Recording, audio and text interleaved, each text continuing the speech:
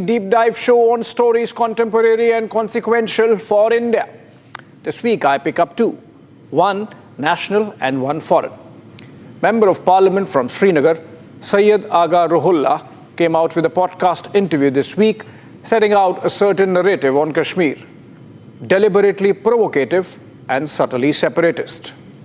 Kashmir's accession was an immoral real estate deal for India, according to this young National Conference MP. And the India of today is not what his forefathers signed for in 1947, he says, among many other things. So without getting provoked, let us scan the Kashmiri psyche through this interview and frame some responses. Also, Elon Musk has been acting as an able wingman to Donald Trump as the two set up the American foreign policy agenda ahead of the January 20 inauguration for the president-elect. It is typical Silicon Valley disruption, typically Trumpist. But is it good always? What it means for us in India? We have a look. Let's get going.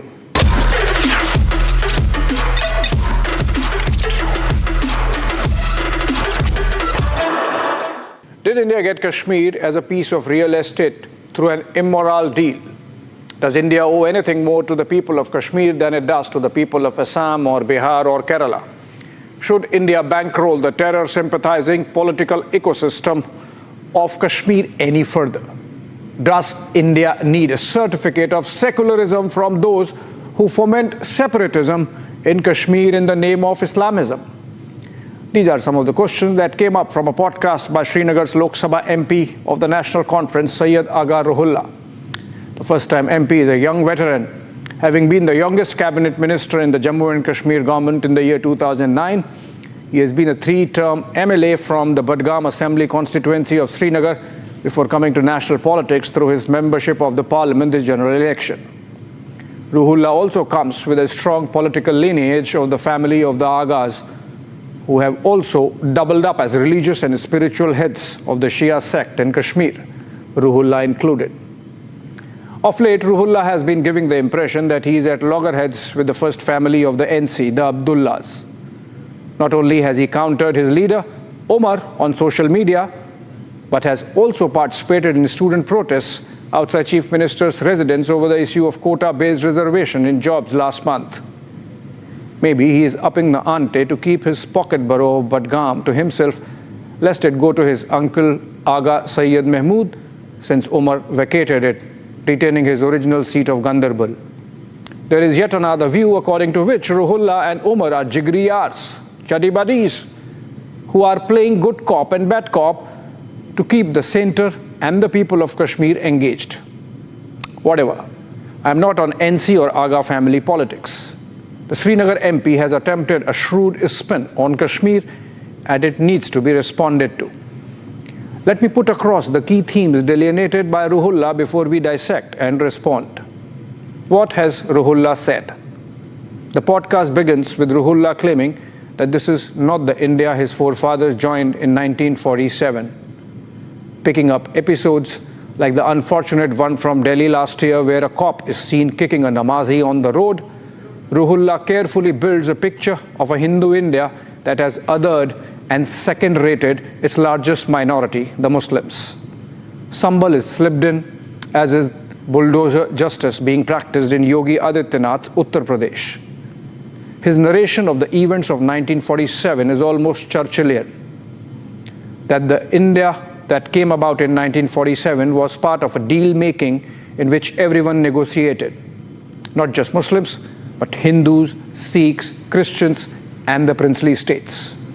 That if Junagadh and Hyderabad came to India for their Hindu demography, Jammu and Kashmir naturally belonged to Pakistan, but for a socialist Sheikh Abdullah.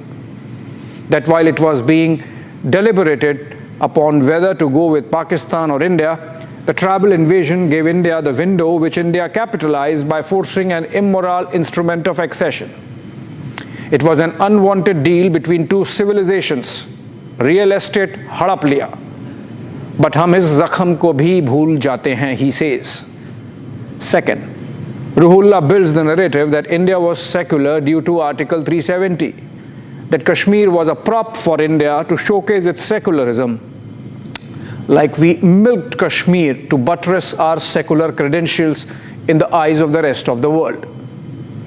As in, if India is secular, it is because Kashmiris decided to be with India and not vice versa. Really? But let's listen more. In defense of Article 370, he claims similar provisions were sought and given to Himachal, Lakshadweep, and the Northeast. That those exceptions are prevalent in many nations around the world, the most visible example of which is the United States of America, where all the 50 states have their own constitution and flag, apart from the federal constitution and the national flag. These are in the main. He then goes on to make some narrow political points, like tourism in Kashmir is an RSS-inspired project of cultural invasion to change Kashmir's Muslim character. Like Article 35A predated 1947 and was a secular legislation from the Dogra period brought in to preserve Jammu and Kashmir's geo-economic identity and interests. Like alcohol consumption is becoming a social nuisance and even pushes a diabolical suggestion that the increase in drug abuse among the youth of the valley somehow has the sanction of the Indian state. Let us deal with these arguments one by one. Insurgencies in the northeast or left-wing extremism-infested states are a challenge to India's unity and territorial integrity and are being similarly dealt with. India is not the only country facing such a challenge to its nation-building project. From Spain to the United Kingdom, from Canada to Russia, and even China have active insurgencies that have seen national security responses spread over decades. And those are ongoing. This argument that states in the USA have their own constitution is a wrong one. As per the 10th Amendment to the Bill of Rights, the powers not delegated to the United States by the Constitution, nor prohibited by it to the states, are reserved to the states respectively. Which basically means that the state constitutions in the USA are nothing more than a compilation of what we have as the state and concurrent lists of the 7th schedule of the Indian Constitution. The constitutions of the states are part of a federating mechanism that was thrashed out during a civil war, unlike India, where the states constitute units of an organic whole which predates the Constitution. The United States came into being with its Constitution. In our case, the Constitution of 1950 and the instruments of accession of 1947 were only milestones, albeit important ones, in the millennia-old journey of a civilization that has existed as a nation with the state part, by which I mean the political executive, being in flux from the time of Ashoka to Akbar and from Mountbatten to Modi. Of course, Nehru in between. But the more important part comes in here.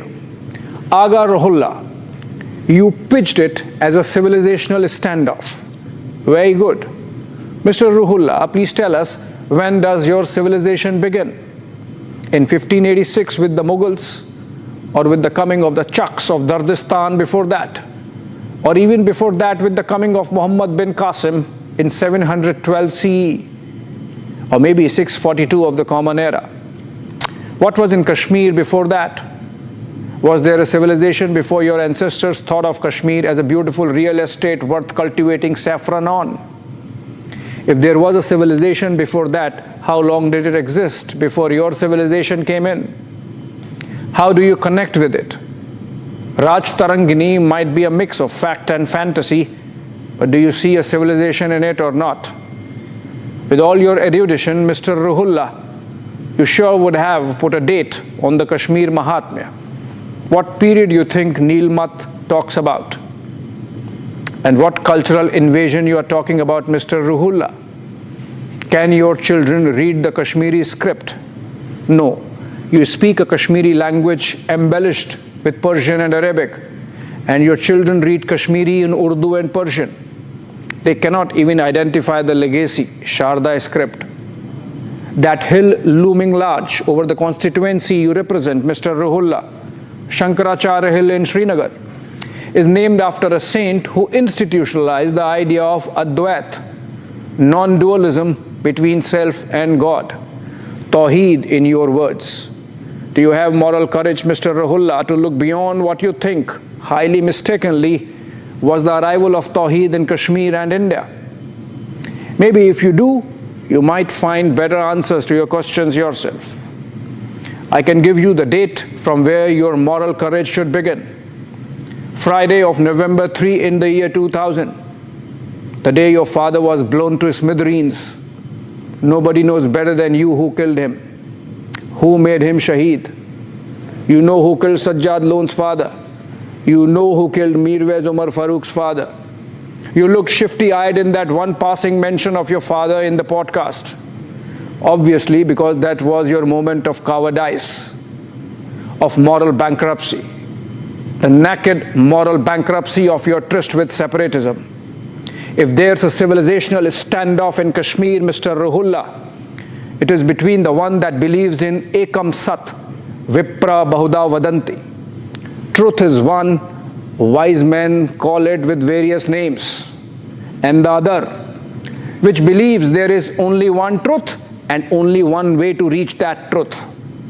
And those who do not believe in that one truth and one path can be blown up using IEDs, like it happened with your father, Mr. Ruhullah. Of course, this is not the India you joined in 1947. That India was perhaps steeped in the idealism of Gandhi. It was guided by the gullibility of Nehru, perhaps. Perhaps it was even foolish to believe that the United Nations could solve what was happening in Kashmir. The India of today is a realist India. It believes in its destiny. More importantly, it believes in its capacity to shape its destiny with its own hands. If that makes you uncomfortable, so be it.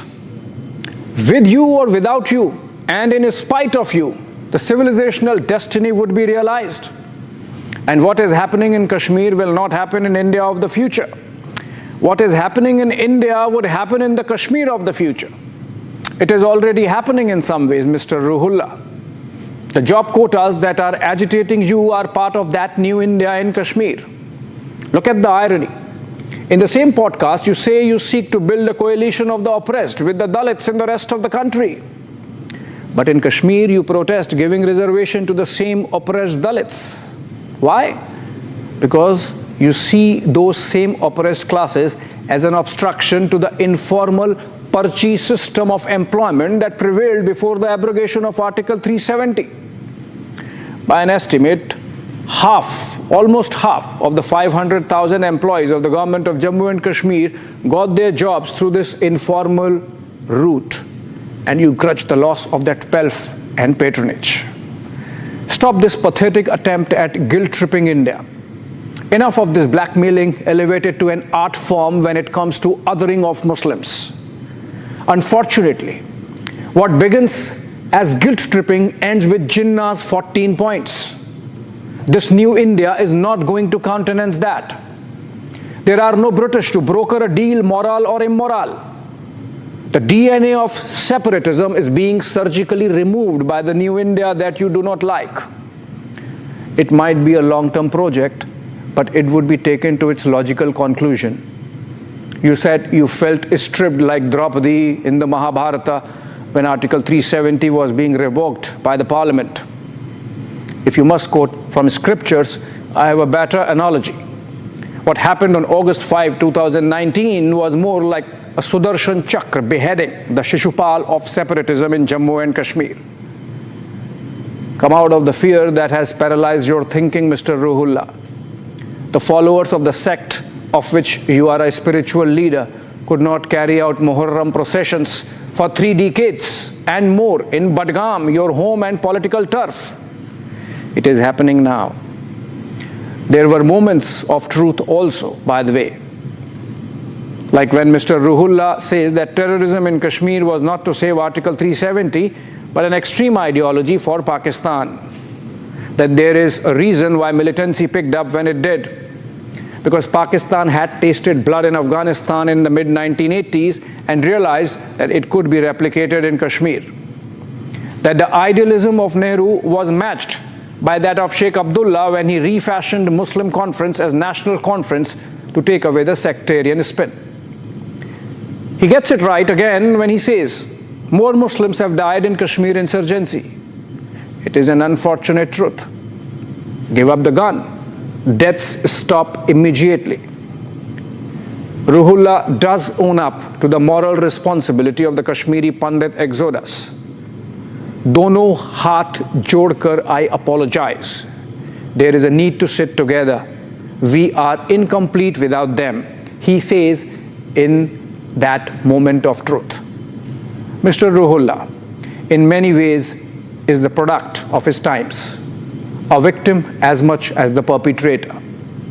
But be rest assured, a new generation is coming up in Kashmir, a generation which sees the futility of the Azadi slogan. Youth who know the shame of carrying a Pakistani passport. The youth of Kashmir does not want beggars written on their foreheads when they travel abroad. This generation in Kashmir realizes that a Sarkari Naukri is not the end of the world. That is the reason why Jammu and Kashmir has seen an ecosystem of 1,000 startups coming up in the last 5 years. 800,000 women are scripting their own destiny through self-help groups. This youth knows that singing national anthem is not imposition of RSS ideology. Ultimately, among the few right things he says, Ruhollah admits that this mulk, this nation, is our reality. We accept this reality. It is our responsibility to make this reality better. Join in, Mr. Ruhollah. This new India is willing to work for 90 hours in a week, every week, on New Kashmir too. Moving on. There's a new messiah in town. He can sometimes be mascaria and other times deadpan serious. From street crime in California to the future of human race. From population implosion to frontiers of science and tech and everything in between. Nothing escapes his application of mind, and his solutions come pronto in short, crisp tweets. His latest obsession is regime change in the American arc of influence. He is Elon Musk. This week, he has done an interview on his social media platform X with a rising star from the German right, AfD leader Alice Weidel, trying to bring to her some global attention. Has held a meeting with allies to deliberate on whether the Prime Minister of the United Kingdom, Sir Keir Starmer, be ousted. Called Canadian PM, just out Trudeau, girl, you are not important anymore. Musk has also talked up opposition in France, Denmark, and Norway. Like this column suggests, Musk has even cultivated individual MPs who push his ideology, reflect his concerns, bat for his interests, and align their politics with his positions. Debate is intensifying in several European countries about Musk's political interference. Given his power and influence, it can be consequential. Look at some of the reactions. This is how German government responded. The normal people, the sensible people, the decent people are far in the majority in this country, a spokesman said. A week after the government accused the tycoon of using his social media site X to try and promote the interests of the far-right Alternative for Germany, AfD, ahead of the federal elections in February. We act as if Mr. Musk's statements could influence a country of 84 million people with untruths or half-truths or expressions of opinion. This is simply not the case, he added. Olaf Scholz was not the only European leader with strong words for Musk on Monday, with France's President Emmanuel Macron, British Prime Minister Keir Starmer, and Norway's Prime Minister Jonas Gahr also raising concerns. Entscheidend ist, dass Herr Musk eine in Teilen rechtsextremistische Partei unterstützt hat und wie man sieht, ja nicht nur hierzulande in dieser Richtung agiert. Und das ist etwas, wo wir nicht nur nicht einverstanden sind. Das weise ich zurück. 10 years ago, who could have imagined if we had been told that the owner of one of the largest social networks in the world would support a new international reactionary movement and intervene directly in elections, including in Germany, said Macron. Starmer was asked to react to comments from Musk, who has implied that Starmer did not do enough to go after child grooming circles when he was a prosecutor. those that are spreading lies and misinformation as far and as wide as possible. They are not interested in victims, they are interested in themselves, Starmer told a press conference without mentioning Musk by name. Norway's Store said he found it worrying that a man with considerable access to social networks and significant economic resources is so directly involved in the internal affairs of other countries. Musk is also accused of using his influence peddling in aid of his business interests. Following mutual praise between him and Giorgia Meloni, now reports have emerged that the Italian government is in talks to sign a US $1.65 billion deal for Starlink connectivity. The opposition is already alleging a sellout on national security. What fueled those voices is the fact that the reports of the deal emerged only days after Meloni had a meeting with Musk at President-elect Trump's Mar-a-Lago residence in Florida. The problem is, when wealthy people use their resources to fund parties, associations, political representatives in the middle of the world to condition the political choices of national states. That's not what Musk is doing. Elon Musk financed the election campaign in his country of his candidate in a system in which, by the way, I point out that it is quite common. But I am not aware of Elon Musk financing parties, associations, or political exponents around the world. This, for example, is what George Soros does. And yes, I consider that to be a dangerous interference in the affairs of nation-states and in their sovereignty. Is the problem that Elon Musk is influential and rich, or that he is not left-wing? SpaceX has more than 7,000 satellites in space and provides services to over 100 countries. We know the role Musk played in the Ukraine war, helping Ukraine sustain its war efforts, but sometimes obliging the Russians too at the switch of a button. A concerned European Union has commissioned a project to have a rival to Starlink with 260 of its own satellites by the year 2030, a typical European deadline. Closer home, just last week, our ISRO had to delay launch of its SpaceX mission by a couple of minutes due to SpaceX satellite traffic. How mercurial the maverick can be. Only a fortnight after hailing Nigel Farage as the next best hope for the British, he trashed him in favor of jailed Tommy Robinson at the first whiff of disagreements. This at least suggests that for Musk, there are no permanent friends or foes, only permanent interests. While that's a classical foreign policy formulation, it does not apply to individuals who are at best the first buddies of the president. And that too, for how long is the question. Remember, Trump is muskier than Musk when it comes to guarding self-interest. There are already reports of some disquiet building up in Trump transition team over almost permanent and often uninvited presence of Musk at the Mar-a-Lago. In one instance, Musk reportedly gate-crashed into Trump's meeting with Amazon boss Jeff Bezos. What Musk is doing seems fun from a distance, and it for sure does not amount to regime change, something which was perfected by the Soros ecosystem in cahoots with the deep state. But still, it is jarring. It assumes people and societies do not know what's in their self-interest. It treats institutions with contempt. It's a world where, in his own little galaxy, the tweets are commandments. We need to be very careful of the messiahs messing around. There have been too many already. The world can for sure do with one less, particularly when this one comes with business links attached. Thanks for watching.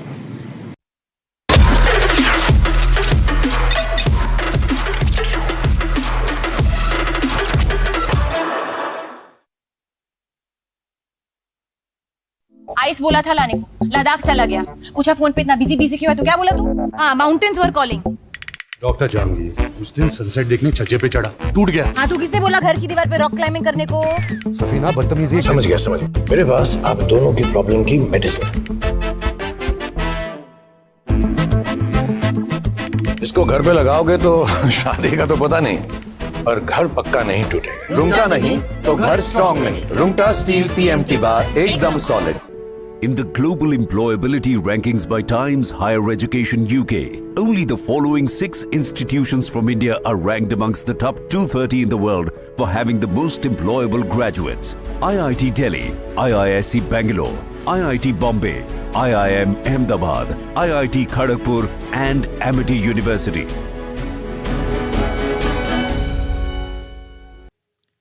मैं 24 फरवरी 2002 को जीवन